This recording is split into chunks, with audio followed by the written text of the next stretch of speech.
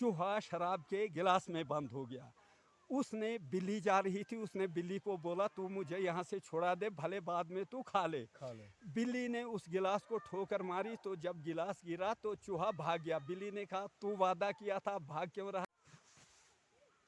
सबसे पहले एक और अपडेट के साथ तमाम देखने वालों का मैं शुक्रगुजार हूं, और आप देख रहे हैं all India update Zakir Hussain के साथ। पिछले काफी दिनों से आपने देखा होगा कि शालगट्टू जो पोगल PMGSY रोड है, इस रोड के ऊपर काफी सारी वीडियोस बनी, काफी सारी न्यूज चैनल ने जो है वीडियोस चलाई, और पब्लिक रिएक्शन क्या है वो जानने की किसी ने कोशिश नहीं की। मैं आपको बताता चलूं कि महकमे मौसमियात ने एक और प्रिडिक्शन दी है कि आने वाले दिनों में फिर से एक बार जो है स्नोफॉल हमें देखने को मिलेगा। और मैं कहूंगा कि हमारे डिस्ट्रिक्ट रामबन तहसील पोगल परस्तान जो है, ये जो है एडमिनिस्ट्रेशन से या फिर जितनी भी फैसिलिटीज हैं उनसे जो है कट के रह जाता है। आज इसी सिलसिले पे हमारे साथ एक बार फिर इसाक फौजी मौजूद हैं। इनसे जानने की कोशिश करेंगे कि आज इन्होंने जो ट्रैवल किया इसी रोड के ऊपर, इनका ट्रैवल कैसा रहा, और भी काफ़ी सारे सवाल हैं वो भी जानने की कोशिश करेंगे। क्योंकि पिछले दिनों आपने सुना होगा कि जो मौजूदा सरकार है इसकी जानिब से कुछ नोटिस निकली थी कि इलेक्शंस जो है होने वाले हैं। जैसे अगर पंचायती राज इलेक्शन की बात करें, DDC इलेक्शन की बात करें, तो कहीं ना कहीं ये सुनने में तब मिलता था कि हाँ इलेक्शन होने जा रहे हैं, और अभी तक जो है वो पेंडिंग है। इसके रिलेटेड भी हम इनसे जानने की कोशिश करेंगे। और सबसे पहला हमारा जो मोटिव है रोड कनेक्टिविटी, इसके ऊपर बात करेंगे। जी इसाक साहब, सबसे पहले बहुत बहुत शुक्रिया टाइम देने के लिए। शुक्रिया जाकिर साहब, आपने हमें मौका दिया है, हम आपका शुक्रिया अदा करते हैं। और पहला सवाल हमारा जो है रोड कनेक्टिविटी के ऊपर है, क्योंकि आपने भी इसके ऊपर ट्रैवल किया है। कहीं ना कहीं लोगों का ये कहना है कि हमें जो है रोड उस तरफ से मिलना चाहिए, क्योंकि हमारा रोड जो है ये कट के रह जाता है 2-4 महीने के लिए। क्या ये बात सच है? देखो, जहाँ तक इस रोड का फ़िलहाल मसला जो है जी अभी हम उखड़ाल गए, जी तो पहले तो सुबह यहाँ से शालगाड़ तक हम पैदल गए, इस पे कोहरा लगा हुआ है। यहाँ तो इस रोड पे गाड़ी पे बैठना समझो मौत पे सवार होने के बराबर है। उसके बाद जब हम नीचे से आए तो अभी मैं यहाँ पनला में उतर गया, तो ऐसा लगता है पनला से यहाँ घरटाली तक मैं आया, ऐसे मेरे कपड़े हो गए। मेरे ख्याल में घर में जाते ही बाथरूम में नहाना पड़ेगा, कहीं तालाब खड्डे, कहीं खड्डों कीचड़ी कीचड़ है। ये रोड है लेकिन बड़ा ही नाम है, अभी तक इसमें कोई RNB या PMGYS की तरफ से डेवलपमेंट नहीं है। ये सिर्फ एक लकीर खींच दी है। इस रोड को रोड समझो या यूं कहिए इस मौसम के लिए मौत की घाट है। आपको क्या लगता है, क्योंकि आपने देखा होगा पिछले बार भी जो है इस पे एक्सीडेंट हुआ और काफ़ी सारी मौत जो है यहाँ पे वाक़ा हुई। लोगों का उस टाइम कहीं ना कहीं मतलब ये सवाल था कि एडमिनिस्ट्रेशन इसके ऊपर तवज्जो नहीं दे रही है। लेकिन कुछ टाइम तक हमने देखा एडमिनिस्ट्रेशन जो है चौकन्ना हुई, लेकिन उसके बाद फिर से वही देखने को मिला। देखो, अगर एडमिनिस्ट्रेशन चौकन्ना होती, जब पहले शालगाड़ में एक्सीडेंट हुआ था जहां एक दिन में हमने 5 जनाजे दिए थे, अगर एडमिनिस्ट्रेशन चौकन्ना होती, उसके बाद कम से कम 5-6 साल हुए ये रोड, कम से कम इसको लुक वगैरह तो पड़ती। उसके बाद दूसरा 2 साल पहले यहाँ हुआ, 3-4 जाने फिर ज़ाया हुई। एडमिनिस्ट्रेशन कोई चुकाना नहीं है, ये रोड पहुंचा दिया है, बस इस रोड को पीछे देखने वाला कोई नहीं है। अभी आज आप देखो, किसी भी एडमिनिस्ट्रेशन वाले को शालगाड़ से ऊपर को हो विजिट के लिए इस रोड पे आओ, क्या ये गाड़ी के, मैं कहता हूँ गाड़ी पे बैठना समझो मौत के ऊपर सवार होना बराबर है। कहीं खड्डे पड़े, पानी जमा है, पता नहीं लगता है गाड़ी किस साइड जाएगी। इस रोड की बहुत बुरी हालत लेकिन है। एक सवाल रहेगा सर, इसके ऊपर हमने देखा कि मतलब पूरी एडमिनिस्ट्रेशन की अगर बात की जाए, इसके साथ साथ इलेक्टेड पर्सन जैसे MLA की अगर बात की जाए, DDC काउंसलर की बात की जाए, सारे लोग चलते हैं, लेकिन उसके बावजूद इसके ऊपर ध्यान क्यों नहीं दिया जाता? देखो, जहाँ तक मैं आपको बताऊँगा DDC काउंसलर की, तो सबसे पहले तो मेहरबानी उसको, इसने ये रोड हमें दे दिया था। उसने जहाँ तक उसकी चली उसने फंड्स भी दिए, इस रोड को पूरे मालीगाम के 10 गांव तक पहुँचाया। अब ये पूरी जिम्मेवारी डीडीसी। उसके बाद रहा एमएलए का सवाल। आपको पता है इस इलेक्शन में नेशनल कॉन्फ्रेंस ने क्या क्या वादे किए थे। हम बेरोज़गारी ख़त्म करेंगे, हम ओल्ड पेंशन बढ़ाएंगे, हम नौजवानों को रोज़गार देंगे, पता नहीं क्या। ये ऐसा उनके सपने हुए जैसा एक चूहा शराब के गिलास में बंद हो गया। उसने बिल्ली जा रही थी, उसने बिल्ली को बोला तू मुझे यहाँ से छुड़ा दे, भले बाद में तू खा ले। बिल्ली ने उस गिलास को ठोकर मारी तो जब गिलास गिरा तो चूहा भाग गया। बिल्ली ने कहा तू वादा, चूहे ने बोला उस वक्त में शराब के नशे में था। तो ऐसे ही हम इस गवर्नमेंट ने जो पहले वादे किए, हम बेरोज़गारी ख़त्म करेंगे, राशन फ्री देंगे, बिजली 200 वो मुफ्त देंगे, ये उस वक्त इक़्तिदार के नशे में थे कि कैसे हमें इक़्तिदार मिलेगा। जब इक़्तिदार मिल गया तो इनका नशा टूट गया, तो अब कौन किसको पूछता। रोड के बारे में आपने देखा, न कोई राशन बढ़ा, न रोड बना, न वो बिजली फ्री हुई, न ओल्ड पेंशन एक्स्ट्रा हुई। ये सब एमएलए भी क्या करेगा। एमएलए जीता तो एक चक्कर तो लगा दिया पंडला तक, यहाँ से चले गया। आज देखो पहला वाहिद एमएलए है सज्जाद शाहीन, जो आज किसी वोटर का फ़ोन नहीं उठाता। आप फ़ोन करके देख लीजिए। मतलब पहला एमएलए सजा। हमने भी एनसी को वोट दिया, मैं एनसी का ओल्ड वर्कर हूँ। तो मैं समझता हूँ लोग मुझे आज कह रहे थे ये वजह क्यों नहीं। मैंने कहा बदकिस्मती ये है जो एमएलए बहनाल हमारा मौलवी साहब था, उस दौर में जो मौलवी साहब के चमचे थे, जिन्होंने, मौलवी साहब दरवेश आदमी था, कोई काम यहाँ का करने नहीं दिया था, वही आज 100% चमचे सज्जाद शाहीन के साथ है। तो मुझे नहीं लगता है ये चमचे यहाँ का। तो आपको पता है इसाक फौजी, हम किसी लीडर के तलवे चाटने वाले नहीं हैं। हम वोट दे देते, उसके बाद हम उसकी शक्ल भी देखना नहीं चाहते। काम करेगा करेगा, नहीं चिल्लाना हमारा काम है, वो फंडामेंटल राइट है। तो आज आप एमएलए साहब को बोलो, कोई किसी को बोलो फ़ोन करो, फ़ोन नहीं उठाता है। तो ये एमएलए क्या काम। फिर उसके बाद इनके पास है भी क्या। अभी आपको पता है यहाँ लेफ्टिनेंट गवर्नर है। पीछे एमएलए ने एक पेपर पढ़ा था, एमएलए ने ये कंप्लेन की थी उमर अब्दुल्ला साहब से कि जो ये ब्यूरोक्रेट है ये हमारी सुनते नहीं। तो उसने कहा, उमर साहब ने उनको कहा अभी चुप करो, जब सटेट आएगी, अभी हमारे बस की बात नहीं है। अभी ये भी बेचारे लोड दस्तार है, इनकी कोई न सुनता है तो न कोई कुछ। तो चलो हमने बना दिया था। ये सुनने के बावजूद भी ये एमएलए अपना फ़राइज़, बिलखसूस यहाँ का एमएलए अपना फ़राइज़ अदा नहीं कर सकता। अगर ये अपना फ़राइज़ अदा करता, कम से कम आज तक पीडीडी वालों को बोलता इस रोड की क्या हालत है, यहाँ दंगे दिलवाता, ये खड्डे पूरे करवाता। ये कोई नहीं। तो मुझे नहीं लगता है। लेकिन एक सवाल है सर, डिपार्टमेंट की अगर बात की जाए, जैसे पीएमजीएसवाई है, आरएंडबी है, इनके पास तो ऑलरेडी पैसा होता है, कहीं पे रिपेयरिंग है, कहीं पे कुछ है, उसके बावजूद इन रोडों के ऊपर ध्यान क्यों नहीं दिया जाता। क्या यहाँ की आवाम की लापरवाही है, या फिर मतलब आपको लगता है कि डिपार्टमेंट इसमें लापरवाही।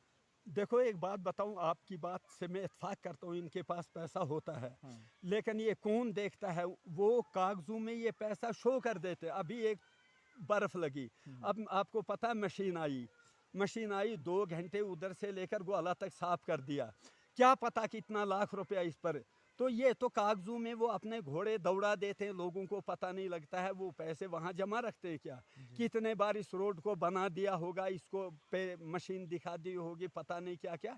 इसलिए उस पर हमें भरोसा, जब तक प्रैक्टिकली ग्राउंड लेवल पे बात नहीं होगी तब तक हम मानने के लिए तैयार नहीं है। और जो प्रैक्टिकली ग्राउंड लेवल पे बात है वो बहुत डेड है इस रोड की हालत। इस पे गाड़ी में क्या, पैदल चलने के काबिल भी ये रोड नहीं है। तो मैं कहता हूँ गाड़ी पे सवार होना, ये समझो इस रोड पे मौत पे सवार होना बराबर है। इसलिए एडमिनिस्ट्रेशन को चाहिए इस पे ध्यान देना, इसके खड्डे पूरे करना, इसको कम से कम ब्लैक टॉपिंग करना। जब रोड आ गया तो अब रुनियाल साहब का काम था, उसने रोड दे दिया। मैं आपको कहता हूँ ये पहला डीडीसी काउंसलर है जिसने रोड दिया। नहीं तो 47 से आज तक कितने एमएलए यहाँ तक आए। हमारा रोड कोई नहीं था, यहाँ लोग पैदल दर दर। लेकिन मैं मुबारक देता हूँ रुनियाल साहब को जिसने यहाँ घर घर रोड पहुँचाया। अब ये आगे जो गवर्नमेंट का काम है, अब ये रुनियाल साहब का काम नहीं है इस पर लैपटॉपिंग कराना, ये है सरकार का काम। तो सरकार इसमें तवज्जो नहीं देते। इसलिए मैं एडमिनिस्ट्रेशन से अपील करता हूँ कि कम से कम इस रोड का जायज़ा लो और इसकी हालत ठीक करो।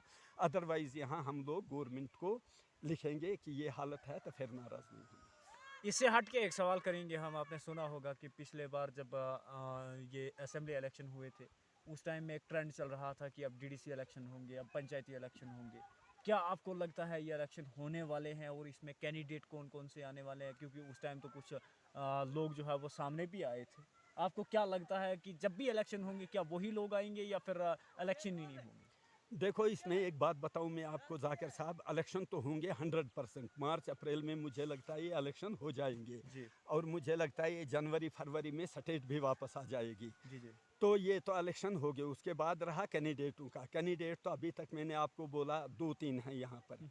अब जो कैंडिडेट कहता है मैं मुझे डीडीसी काउंसलर बनाऊं, मैं काम करूंगा, जी हम उस कैंडिडेट से बोलते हैं आप तो काम करोगे।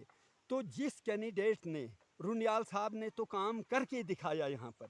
अब वो तो नहीं कहता मैं काम करके, उसने तो काम करके दिखाया। यहाँ जगह जगह रोड पहुँचा दिए, पानी का, बिजली का, हर चीज़ में वो इंटरेस्टेड रहा। जी और जो कैंडिडेट बोलते हैं हमें डीडीसी काउंसलर बनाओ, हम काम करेंगे, किसने देखा काम करेंगे या नहीं करेंगे? वो कहीं अफसर भी रहे हैं जो काउंसलर बनने जा रहे हैं, उनको बोलो ना उस वक्त आपने कहाँ कहाँ काम किया। तो मैं ये समझता हूँ अगर इस हमारे मालेगाम एरिए में अगर जब डीडीसी इलेक्शन होंगे तो जो रुनियाल साहब को वोट नहीं देगा, मैं कहता हूँ सबसे बेवकूफ़ और नासमझदार वोटर वही होगा। क्योंकि रुनियाल साहब ने ये जो रोड देकर इतना बड़ा एहसान किया है मालेगामियों पर, हमारी 7 पीढ़ियाँ भी इसको याद, रुनियाल साहब को याद करेंगे। और मैं समझता हूँ जब तक हम जिंदा हैं तब तक हम रुनियाल साहब को वोट देंगे। आगे जीत हार अल्लाह के हाथ में। यानी कि आपका साफ तौर पे ये कहना है कि सजाद शाहीन की तरह खोखले वादे होंगे। बिल्कुल, मैं आपको एक बात बताऊंगा ना, मैं सजाद शाहीन साहब जब एमएलए बना, आया वहाँ से अपने आप को दिखा दिया जी इधर। उसके बाद कितने महीने गए, आप मालीगाम के लिए कहीं 1 किलोमीटर ये रोड कोई करा देता तो हम मानते, या और ही कोई काम। आज आप फ़ोन करके देखो ना, वकार था एमएलए, फ़ोन उठाता था किसी का भी, चाहे उसका वर्कर था या नहीं था। फारूक मीर 24 घंटे फ़ोन उठाता था। हत्ता कि हमारा मौलवी साहब ओल्ड था, वो भी फ़ोन उठाता था। सज्जाद शाहिद ऐसा एमएलए है, जिस दिन पन्ना से गया उसके बाद इसने अपने चमचू के बगैर किसी वोटर का फ़ोन नहीं उठाया। और मुझे नहीं लगता है ये यहाँ का शूटेबल एमएलए, या इससे उम्मीदें रखना कि ये यहाँ के लोगों का काम करेगा, ये मेरे ख्याल में बेवकूफ़ों की दुनिया में रहने के मुकाबले में है। आखिर पे एडमिनिस्ट्रेशन से आपकी क्या अपील रहेगी? और इसके साथ साथ हम जानने की कोशिश करेंगे कि इंटरनेशनल मतलब काफ़ी समय से जो है कई एक मुकामात पे जंग भी चल रही है, तो उसके बारे में क्या कुछ कहोगे? क्योंकि ये भी एक मैसेज ज़रूरी है। देखो, आपको पता है ये जंग जो शुरू हुई थी वो गज़ा और इसराइल से शुरू हुई है, जी जी जो आज पूरा मशरिक़ वस्ता में फैल गई। इसका सबसे बड़ा रीज़न ये है, अमेरिका जो है वो इसको पुश अप कर रहा है इसराइल को। जी अमेरिका की हमेशा पॉलिसी रही है कि कोई मुस्लिम देशों को अपग्रेड नहीं होने देना। जैसे पहले इराक़ पर का कब्ज़ा किया, फिर अफ़गानिस्तान पर किया, लिबिया पर किया, इसी तरीके से अब ये इसराइल को पुश अप करके गज़ा और फ़लस्तीन में लाखों, आज आपको पता है उधर शाम में इसराइली हमले कर रहे हैं, उधर ये और मुल्कों में भी ये इसराइल हमले कर रहा है और कत्लेआम कर रहा है, लिबनान में कर रहा है। तो इसको ऑल ओवर जो है ये है अमेरिका की पुष्टपनाही। तो मैं यही कहूँगा कि इस जंग को बंद कर किया जाना चाहिए, ताकि अवामों की जान, और दुनिया में जो है जो जंग अजीम थर्ड वर्ल्ड वार की तरफ, मुझे ये लगता है ये जंग की हालत ये थर्ड वर्ल्ड वार की तरफ जा रही है। अगर ये थर्ड वर्ल्ड वार की तरफ जंग गई तो मैं ये कहता हूँ कि अमेरिका की थानेदारी भी ख़त्म हो जाएगी, फिर मशरिक़ वस्ता में ये आएगी रूस या चीन के पास। तो इससे बहुत मुझे लगता है जो आजकल हालत चल रही है ये बड़े ख़तरनाक तरीके से चल रही है। तो इसको सुपर पावर को चाहिए इस पर कंट्रोल करना और पूरी दुनिया में अमन को बहाल करना, क्योंकि अमन ही एक दुनिया में रहने का बेहतरीन ज़रिया है। एक और सवाल रहेगा सर, मुझे याद आ गया एक्चुअली। लोगों का कहीं ना कहीं ये कहना था कि हमें 3 महीने की राशन जो है वो एक ही वक्त में मतलब दे देनी चाहिए थी, लेकिन कहीं ना कहीं एडमिनिस्ट्रेशन की तरफ से लापरवाही उसमें देखने को मिल रही है। इसके बारे में क्या कुछ कहोगे? क्या एडमिनिस्ट्रेशन से अपील रहेगी? देखो, एक बात बताऊं, पहले आपको पता है 1 साल पहले जो राशन आया था वो 3 महीने का पहले दे दिया गया था। हम्म, ये हमारे डीलरों की गलती नहीं है, टीएसओ की गलती नहीं है किसी की, ये एडमिनिस्ट्रेशन को चाहिए था, उसको पता है ये फार फलांग एरिया है, इसमें बर्फ़ गिर जाते हैं तो यहाँ डोर टू डोर रास्ता कट जाता है, फिर स्टोर की तो बात ही नहीं है। तो पहले भी ऐसा यहाँ हुआ, 3 महीने का, पिछले साल भी, उससे पहले भी 3 महीने का राशन इकट्ठा दे दिया गया तो लोगों को रिलीफ हुई। तो अभी तक ऐसा कोई मैसेज नहीं है अवाम को कि 3 महीने का राशन दिया जाएगा। तो मैं एडमिनिस्ट्रेशन से यही अपील करूंगा, जैसे मौसम की पेशन गोइयाँ हो रही है कि भारी बर्फ़ होने वाली है, तो इसमें 3 महीने की राशन अवाम को दे देनी चाहिए थी, ताकि बर्फ़ होगा लोगों को कहीं खतरों में, कहीं स्लाइड के एरिया में न जाना चाहिए और लोग अपने घरों में महफूज तरीके से रह सकें। शुक्रिया। तो जिस तरह से आपने सुना कि इस रोड के बारे में हमने कुछ सवाल जानने की कोशिश की, और इसके साथ साथ क्योंकि हमारे कुछ इलेक्टेड पर्सन्स भी हैं, जैसे अगर एमएलए की बात की जाए तो साफ तौर पे इसहाक साहब का ये कहना था कि आज जो है फ़ोन कॉल उठाने से हमारा एमएलए जो है वो डर रहा है, कहीं ना कहीं वो सोचता है कि मैं बच जाऊंगा। लेकिन एक इलेक्टेड पर्सन्स का ये काम नहीं होता, क्योंकि उसको लोगों ने बनाया है और लोग भी गिरा भी सकते हैं। उसको चाहिए कि इन रोडों के ऊपर अगर वो खुद चला है, उसने हालत देखी है, कहीं ना कहीं इसमें सुधार जो है वो लाने की कोशिश होनी चाहिए। और डेंजरस रोड है, मैं तस्वीरों के ज़रिए भी आपको दिखाने की कोशिश कर रहा हूँ कि रोड की कंडीशन क्या है। इसके साथ साथ हमने कुछ और भी सवाल जानने की कोशिश की, जो आप लोगों तक पहुंचाने की हम कोशिश भी करेंगे।